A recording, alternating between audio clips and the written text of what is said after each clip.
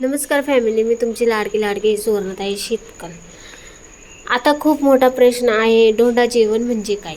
आता या धोंडा जेवणाचं उत्तर म्हणजे प्रश्नाचं उत्तर की ज्या वेळेस लेकीचं लग्न होतं त्यावेळेस जावई नवीन असतो, त्यावेळेस आपले आईवडील म्हणजे लेकीचे आईवडील जावईला जेवण घालतात, अंगठी करतात, असं काहीतरी रीत असते प्रत्येकाची। आता आम्हाला कसं आहे, आम्हाला आई नाही वडील पण नाही, त्याच्यामुळं आमच्यात धोंडा जेवणच करत नाही।